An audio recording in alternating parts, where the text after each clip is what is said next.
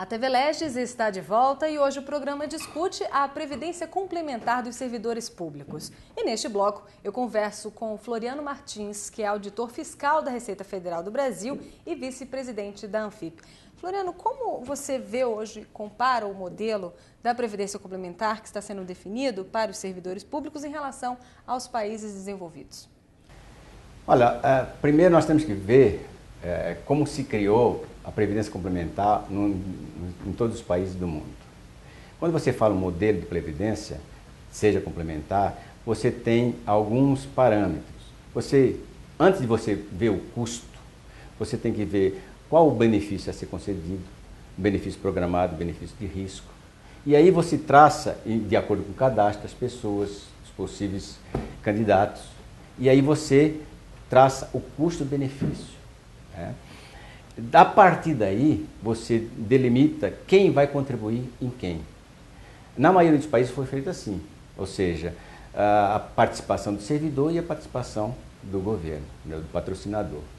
Na maioria dos países, dos 11 fundos maiores existentes no mundo, 10 são benefícios definidos, ou seja, benefícios em que o indivíduo, o servidor, sabe quanto vai receber. Apenas um é de contribuição definida. Diferentemente do nosso país, que o governo federal estabeleceu um percentual para financiar o benefício do jeito que a fundação vai poder fazer. E isso ele fixou em 7,5% no primeiro momento, depois 8,5%, e nós não temos condições de discutir sequer o plano de benefício, porque não se sabemos se aquilo ali vai dar benefício programado, se o benefício de risco é factível ou não. Então, se você comparar o Brasil com os demais benefícios, nós estamos sempre abaixo da linha da discussão estatística. Primeiro, vamos colocar mais um item que são as condições de aposentadoria. A grande maioria dos países se aposentam aos 60 a 65 anos de idade. Através da emenda 41, que foi dito aqui já várias vezes, eu não vou repetir, nós temos 4 requisitos básicos para você se aposentar, a partir de janeiro de 2004. Os 65 anos de idade para o homem, ou 60 para a mulher, 35 de contribuição, 10 anos de serviço público e 5 anos no cargo. 30 anos para a mulher. Esses requisitos não são equiparáveis a nenhum país do mundo. Todos eles estão na faixa de 65 com 35 de serviço, coisa parecida, ou 40 anos. Portanto, a partir de 2004, já foi dito aqui, mas eu vou repetir, nós temos condições de estabelecer um plano de custeio de benefício compatível com as características do servidor público brasileiro. E isso não há necessidade de nós falarmos em previdência complementar. Haja vista que a emenda 20, como já foi dito, também vou repetir, estabeleceu no seu artigo 249 a criação de um fundo de ativos de bens e direitos com o objetivo exatamente de fazer, mesmo capitalizado, com o objetivo de equilibrar o regime de previdência do Brasil, dos servidores públicos. E, portanto, a partir de então, foi a União que incentivou os estados e municípios a fazer o seu fundo de previdência própria. E está bem equilibrada a maioria dos regimes. Portanto, criar um regime de previdência complementar com base apenas no financiamento de 7,5% ou de 8,5% é incompatível com as nossas necessidades. Luciane, com relação às questões, no caso das mulheres e também de grupos especiais, como deficientes, professores e policiais, como é que fica a situação desse grupo com a previdência complementar? A gente não tem como, né, Floriano, ter esses dados porque não dispomos desses números de forma bastante precisa. Lamentavelmente, o governo federal ele não cumpre uma premissa básica, já que previdência é um dos pontos importantes para as finanças públicas. Se você pegar a lei de responsabilidade fiscal, você encontra uma enorme preocupação com a previdência, mas o princípio de ação planejada, né, e transparente, que é um dos fundamentos da gestão fiscal responsável, e sempre que o governo tenta vender esse plano, ele vem com um aspecto fiscal, é uma reforma fiscal, né? Só que ele não cumpre o pressuposto básico da norma geral de finanças públicas, que é uma ação planejada e uma ação transparente, para evitar o desequilíbrio das contas públicas. Então, com base nesse dispositivo da Lei de Responsabilidade Fiscal, que é o artigo 1º, parágrafo 1º, né, é o início, é o coração da Lei de Responsabilidade Fiscal. Quando você não tiver um fundamento para transitar em questões fiscais, você pode ler o artigo 1º, parágrafo 1º, que ele te dará toda a sustentação para você desenvolver uma tese, né? E o governo não cumpre isso. Então, a gente não sabe, a gente não conhece as tabelas, os cálculos do governo. Eles apresentaram uma alíquota adicional de 1% aí para benefício de risco, mas a gente não conhece a composição da Polícia Federal, né? Qual as características do grupo familiar. A gente não conhece absolutamente nada.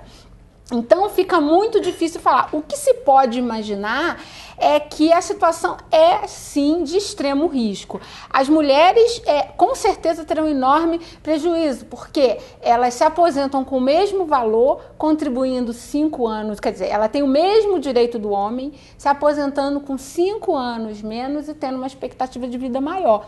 Então, isso é uma continha também, de novo, volto a repetir, uma continha de padeiro, entendeu? 4 operações básicas, né, Floriano? Ele quer fazer uma intervenção? Quero fazer.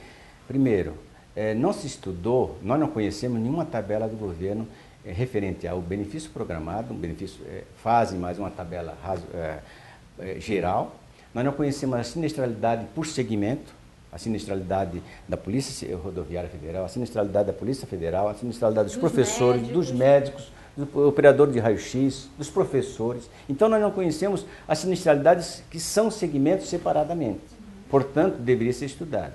Segundo, o cálculo, o financiamento que foi o aumento que se deu de 1%, aí de 7,5% para 8,5%, não significa, em momento algum, um aumento para um fundo de pensão que é privado. Veja, nós vamos ter 4 fundos. Um fundo administrativo, que vai ser pago por esse 8,5%, por 17,5%, por 17%. Um fundo para benefício programado. Um fundo para benefício de risco, que é auxílio-doença, aposentadoria por invalidez, etc. E um fundo para o envelhecimento, ou seja, quando o sujeito chegar aos 90 anos, aí ele teria uma parte desse fundo. E mais, quero dizer que eu acho que tem uma dúvida muito atroz, que nós vamos ter muita gente em auxílio-doença e vão permanecer em auxílio-doença porque a sua aposentadoria vai ser baixa. Ou seja, nós vamos estimular o servidor em ficar em auxílio-doença. Por quê? Porque, com base na lei, ele vai permanecer com a integralidade em auxílio-doença. Se ele transformar uma doença especificada em lei ou uma doença que não possa vir trabalhar, ele vai empurrar com a barriga para ficar em auxílio-doença, porque ele vai receber a integralidade. Consequentemente, ele não vai nunca para a aposentadoria por tempo de contribuição, porque ele vai receber o quê? O teto mais a reserva. A reserva é insuficiente e automaticamente ele fica por N tempo em relação a isso, Floriano, tu me permite fazer uma intervenção também, uma observação? Assim, esse é um ponto importante na Previdência Complementar, que ela pode funcionar bem para o modelo privado, né? Quando eu penso em administração pública, isso fica muito claro que quem incorporou isso no texto constitucional para o setor público não conhece de serviço público, muito menos de previdência do setor público. Combinar tudo isso com equilíbrio fiscal e impactos econômicos é uma operação extremamente delicada, né? Extremamente delicada, e que para fazer com que essa equação funcione é muito difícil. Como, por exemplo, as aposentadorias, quer dizer, somente aposentadorias e pensões é que podem ser cobertas pela Previdência Complementar. E aí, a princípio, se você cria essa Previdência, você pode limitar o regime próprio ao teto do INSS. Só que regime próprio não se resume a aposentadoria e pensão. Existe um rol, né, de benefícios como auxílio-doença, como auxílio-natalidade, salário-maternidade, que são custeados pelo regime próprio, com as contribuições que serão reduzidas significativamente. Um ministro do Supremo contribui hoje com R$ 2.900 para o regime próprio. Um futuro ministro do Supremo vai contribuir com R$ 406 para o regime próprio. Então, em termos de aposentadoria e pensão, eu vou jogar para a FUNPRESP. Mas e os outros benefícios? Eu não tenho como jogar para a FUNPRESP. Como é que fica? Eles vão ser custeados pelo regime próprio, porque isso está no rol de benefícios previdenciários, mas sem contribuição. Então, eu estou criando uma fonte de déficit permanente para o regime próprio. Então, a falta de visão sistêmica e a falta de disposição do governo de compreender, ele ouve. O governo vai a todos os eventos que a gente chama, menos o Tesouro Nacional. Mas os outros representantes vão, mas eles não estão dispostos a entender e compreender a coisa e enxergar que, na verdade, foi um grande equívoco do legislador, né? E que isso aparecerá. Se esse fundo for aprovado, como São Paulo foi, em pouco tempo a gente vai ter uma situação de reversão da situação fiscal do país e vamos remontar a situação crítica da década de 80 e do início da década de 90, que nos levou a um programa de estabilidade fiscal que custou caro ao país e caro a cada cidadão brasileiro que sua nesses últimos 12 anos para manter a estabilidade macroeconômica. Diante de tantos argumentos e de tantos riscos que foram apontados aqui, quais são as expectativas de vocês justamente com a tramitação do projeto 1992 no Congresso Nacional? Primeiro, Floriano. Olha, nós já tivemos alguns trabalhos, né, apresentando lá. A nossa proposta é fazer aquilo que o governo sempre fez, estimular, primeiro organizar o regime próprio. Ele quase que determinou através da Lei 9.717 e o artigo 249 da Constituição, fazer com que os estados e municípios instituam seus regimes próprios capitalizados, criando seus fundos. E estão muito bem, obrigado. Ninguém critica esses regimes hoje, tanto os estados quanto os municípios. Eu acho interessante que a União nos determinou, inclusive, a nós fiscais, a fiscalizar esses fundos. E ela própria não sequer se organizou. Então, a nossa sugestão é no sentido de rever esse projeto, no sentido de estimular, fazer com que o parlamento crie o regime próprio de previdência nos moldes dos estados e dos municípios que estão dando certo, mesmo que capitalizados. Segundo, você organizando isso aí, certamente, já foi dito aqui também, mas vou repetir, nós vamos ter as contribuições devidas com os respectivos benefícios assegurados, equilibrados, pois que, a partir de 2004, como foi dito, nós temos o quê? Uns critérios muito mais rigorosos do que em alguns países do mundo. Ou seja, já 65 anos. A França está brigando por esse número agora. Ela vai só vai implantar a partir do ano que vem, os 65 anos. Os Estados Unidos, 62, vai para 65. Nós já estamos implantados. Nós implantamos já 65 anos a partir de 2004. Portanto, nós estamos em níveis internacionais. E aí, com uma contribuição da União igual, que estabelece na 9.712, ou seja, até 2 por 1, certamente, nós temos certeza, nós já temos esse cálculo, que bastará 26 anos para uma aposentadoria integral, que não é integral. Quero dizer isso. Quem entrou no serviço público a partir de 2004 é a média das últimas contribuições, a partir de 94, portanto, média das contribuições sem paridade. Dizem que o servidor público recebe o último salário. Não é verdade. Quem entrou, vou repetir, depois de 2004, leva a média das remunerações sem paridade. Ele não tem paridade. O reajuste dele é com base no regime geral, igualzinho do INSS. Sim. Bom, a gente espera, assim, em termos de Câmara, a gente talvez não tenha mais muito espaço para mudanças significativas. A gente espera que o Senado Federal qualifique de fato esse debate, faça um debate com as instituições públicas e não fique restrito a querer fazer um debate com as entidades representativas, porque o governo tenta desqualificar as nossas atuações como atuações corporativas, como se isso fosse algum crime, não é? As sociedades evoluídas, elas seguem em corporações, sim, não há nenhum tipo de vergonha em nós assumirmos isso. Há 2 pontos que eu queria aproveitar essa oportunidade, se for possível, é dizer que a União, enquanto patrocinadora, ela opera em bases semelhantes a partir de 2004 ao setor privado, mas no que diz respeito a uma alíquota mínima.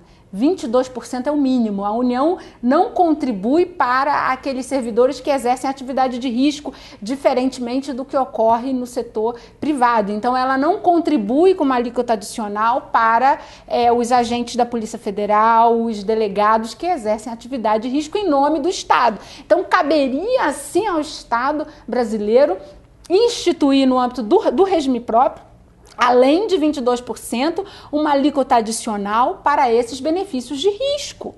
Isso seria nada mais justo, já que nós não temos outros direitos que são assegurados aos trabalhadores do setor privado, em que as fábricas contribuem com até 35% do salário bruto. E salário bruto sem teto. Bruto na União tem um teto de R$ 26.700. Ninguém ganha R$ 100.000 na União. Numa fábrica, a pessoa pode exercer uma atividade de risco e ganhar R$ 40.000. Então, a carga tributária, é por isso que as empresas reclamam, é de 35% dos R$ 40.000. Quer dizer, então, quando o governo diz que tem que comparar, equiparar o servidor público ao trabalhador, o que nós queremos é uma alíquota semelhante, que nós seremos equilibrados, já que temos um teto.